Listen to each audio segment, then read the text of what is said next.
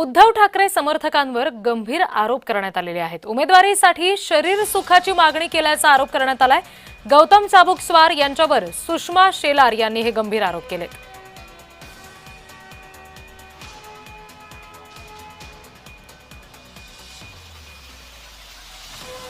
गौतम चाबुकस्वार यांच्यावर सुषमा शेलार यांनी हे आरोप केलेले आहेत। आपल्याकडे शरीर सुखाची मागणी त्यांनी केली असा गंभीर आरोप ठाकरे समर्थकावर करण्यात आलेला आहे।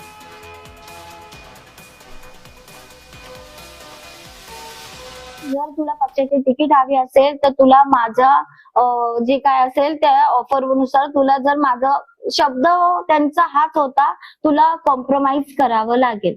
या शब्दावरती त्यांनी मला सरळ सरळ हे सांगितलेले की तू कॉम्प्रोमाइज करत असेल तर मी तुझ्या तिकीट विषयी बोलेल, नाहीतर मला तुझ्या तिकीट कडून मला दुसऱ्या माझ्या कार्यकर्त्याला तिकीट द्यावी लागेल। ज्या दिवशी आम्ही एबी फॉर्म वाटत होतो त्या दिवशी अशी धमकी आली की जर मला एबी फॉर्म दिला नाही तर मी गौतम चाबुकस्वार यांच्या कार्यालयासमोर जाळून घेईन। ही पहिली धमकी होती। त्याची पार्श्वभूमी अशी होती, जाळून घे।